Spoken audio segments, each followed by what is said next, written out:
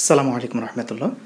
দেখুন, ডেভিডসনের যে management of acute pulmonary oedema, এখানের মধ্যে একটা পয়েন্ট হলো যে কন্টিনিউয়াস পজিটিভ এয়ারওয়ে প্রেশার, এবং এই কন্টিনিউয়াস পজিটিভ এয়ারওয়ে প্রেশার দিয়ে আমরা একদিকে যেমন পেশেন্টকে হাই ফ্লো অক্সিজেন দিচ্ছি, আরেক দিকে তার একটা হেমোডাইনামিক বেনিফিট আছে। বেনিফিটটা কি? যে এই সিপ্যাপ পেশেন্টের প্রিলোডটাকে কমিয়ে দিয়ে pulmonary venous congestion, pulmonary oedema এদেরকে সে কী করে প্রিভেন্ট করতে পারে। এখন প্রশ্ন হলো এটা কেন? দেখেন, এই ছোট্ট এই লাইনটার এক্সপ্লেনেশন যদি আপনি অ্যাকুরেটলি জানতে চান, আমি বলছি না যে সব কিছু আসলে এভাবে জানা উচিত, কিন্তু যদি আসলে ইন ডেপথ জানতে চান, দেখেন এটার জন্য আমাদের কতগুলো ইনফরমেশন দরকার। আল্লাহুম্মা রব্বি জিদনি ইলমা রব্বি শরহ লি সাদরি ওয়াইসির লি আমরি ওয়াহলুল উকদাতাম মিন লিসানি ইয়াফকাহু কওলি সাল্লাল্লাহু আলাইহি ওয়াসাল্লাম। যেমন এটা হচ্ছে সেই সিপ্যাপ মেশিন। আমরা এরকম একটা টাইট ফেস মাস্ক দিয়ে 5 to 10 মিলিমিটার অফ মার্কারিতে কন্টিনিউয়াস পেশেন্টকে একটা পজিটিভ এয়ারওয়ে প্রেশার দেয়, স্পেশালি ডিউরিং ইন্সপিরেশন। ঠিক আছে? আচ্ছা, মানে একটা হাই প্রেশার পেশেন্টের যে ট্রাকিয়া, ব্রঙ্কাস, ব্রঙ্কিওল এর মধ্যে আমরা পাস করি, যেন ট্রাকিয়াগুলো কি হয়, মানে কলাপস হতে না পারে, তাদের ডায়ামিটার যেন বড় হয় এবং মানে যাতে খুব ইজিলি অক্সিজেন ফ্লো করতে পারে অ্যালভিওলাসে। 2 নাম্বার ইফেক্ট, এই কন্টিনিউয়াস পজিটিভ এয়ারওয়ে প্রেশারের কারণে পেশেন্টের যে প্রিলোড কমে যাবে, এখন এই প্রিলোডটা আসলে কিভাবে কমছে সেটাই আমরা দেখব ইনশাল্লাহ। দেখেন, প্রথমেই যেটা জানার বিষয়, যে খুব ব্রিফলি আমি বলার চেষ্টা করব ইনশাল্লাহ, যে মনে করেন এটা হচ্ছে আমাদের লাংস, আর এটা হচ্ছে আমাদের প্যারাইটাল প্লুরা, এবং আপনারা জানেন প্যারাইটাল প্লুরা চেস্ট ওয়ালের সাথে কানেক্টেড। তাহলে এই যে লাংস এবং প্যারাইটাল প্লুরা, এই দুটার মাঝখানের এই গ্যাপটাতে, অর্থাৎ প্লিউরাল স্পেসে যে প্রেশারটা, সেটাকে আমরা বলি ইন্ট্রাথোরাসিক প্রেশার অথবা ইন্ট্রাপ্লিউরাল প্রেশার। ওকে, গেল। এখন আমরা যখন ফিজিওলজিক্যালি, মানে একজন স্বাভাবিক মানুষের ক্ষেত্রে যিনি ইন্সপিরেশন করেন, পেশেন্ট যখন ইন্সপিরেশন করে, তখন কি হয়, আমাদের এই যে প্যারাইটাল প্লিউরা অথবা যে চেস্ট ওয়াল, আমাদের এক্সটার্নাল ইন্টারকোস্টাল মাসেল ডায়াফ্রাম নিচের দিকে নামে, এক্সটার্নাল ইন্টারকোস্টাল আপওয়ার্ড এবং ফরওয়ার্ড মুভমেন্টের কারণে ওভারঅল চেস্ট ওয়াল, মানে চেস্ট ক্যাভিটি বেড়ে যায় এবং একই সাথে লাংসও এক্সপান্ড করে। তো এই যে আমাদের যে চেস্ট ক্যাভিটি এক্সপান্ড করতেছে ইনফেরিয়রলি এবং হচ্ছে আপনার অ্যান্টেরিয়র পোস্টেরিয়রলি সব দিকে, ফলে এই যে ইন্ট্রাথোরাসিক প্রেশার, এখানে সবসময় একটা নেগেটিভ ইন্ট্রাথোরাসিক প্রেশার থাকে, তার ভ্যালু হচ্ছে -7 মিলিমিটার অফ মার্কারি। এই -7 মিলিমিটার অফ মার্কারি, আর এইদিকে আবার দেখেন আমাদের এই যে ডায়াফ্রামের যে ভেনা ক্যাভাল ওপেনিং, এই ভেনা ক্যাভাল ওপেনিং আমি বোঝানোর স্বার্থে এটা মাঝখানে না আঁকে এই পাশ করে আঁকলাম, এটা হচ্ছে ইনফেরিয়র ভেনা ক্যাভা। এই ভেনা ক্যাভাল ওপেনিং দিয়ে আমাদের ভেনাস রিটার্নটা হয়।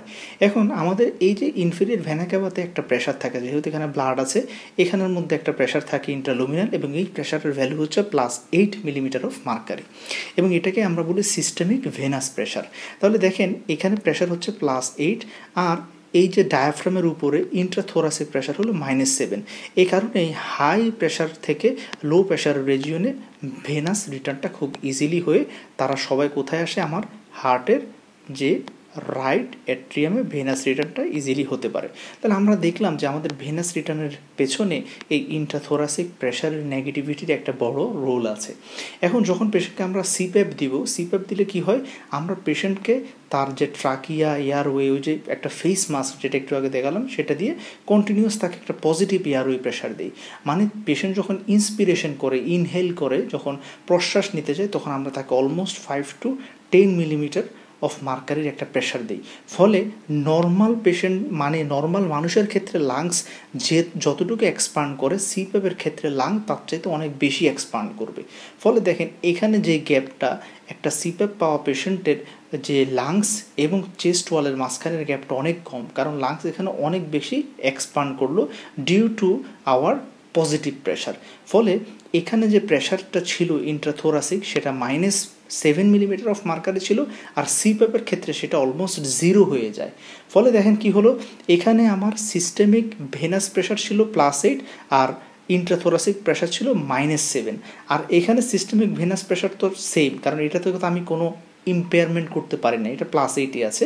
কিন্তু ইন্ট্রাথোরাসিক প্রেশার -7 থেকে অনেক বেড়ে ডিরেক্ট +0 হয়ে গেল।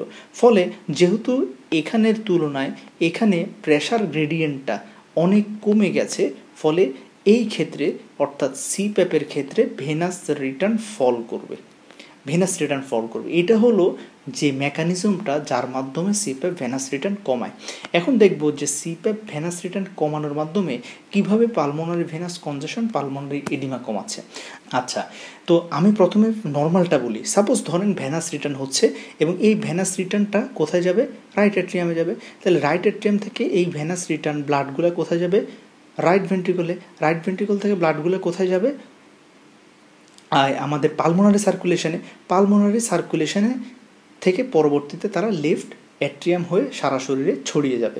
এখন আমার যেই পেশেন্টের অ্যাকিউট পালমোনারি এডিমা, তার তো পালমোনারি সার্কুলেশনে অলরেডি ব্লাড সব জমে আছে, মানে এই যে মনে করেন এটা হচ্ছে একটা পালমোনারি ভেইন, এবং এই পালমোনারি ভেইনে আমার সব ব্লাডগুলো কনজেস্টেড হয়ে জমে আছে, এবং এই যে অ্যালভিওলাস, এই অ্যালভিওলাসের মধ্যে পালমোনারি এডিমা ডেভেলপ করলো। দ্যাট মিনস আমার এই যে সামনের যে পথটা, এই সামনের পথে অলরেডি আমার ব্লাডগুলো সব কনজেস্টেড হয়ে আছে। ওকে, তো এর মধ্যে যদি আমি ফার্দার আরও বেশি বেশি ব্লাড এই পালমোনারি সার্কুলেশনে পাঠাই, এই কনজেশনটা আরও বেড়ে যাবে।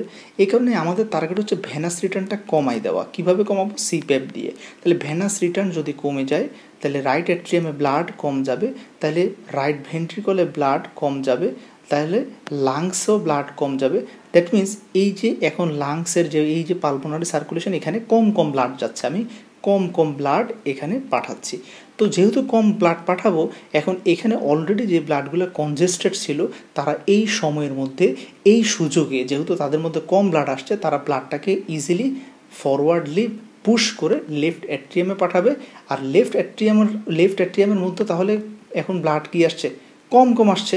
ফলে লেফট অ্যাট্রিয়াম সেখান থেকে ইজিলি লেফট ভেন্ট্রিকল ইজিলি আস্তে আস্তে ব্লাডটাকে মানে ইউরিন হিসেবে যে আমাদের যে ব্লাডের ফ্লুইড অর্থাৎ ওয়াটার, সেগুলোকে সে বের করে দিবে। ফলে ফ্লুইড ওভারলোডটা যখন কমতে থাকবে, তখন আস্তে আস্তে এখানে আমাদের এই যে পালমোনারি ভেনাস কনজেশনগুলো কমবে।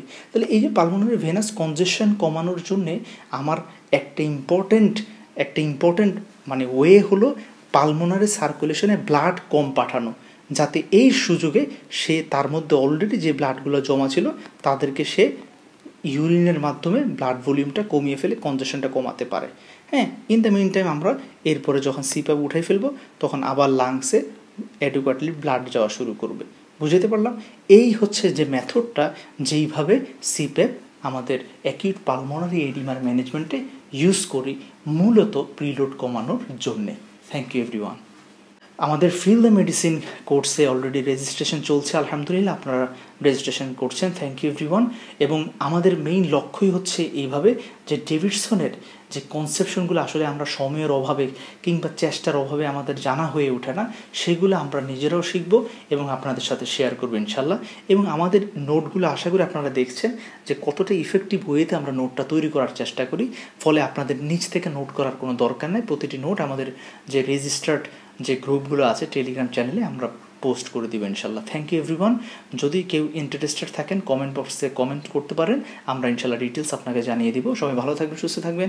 আসসালামু আলাইকুম রহমতুল্লাহ।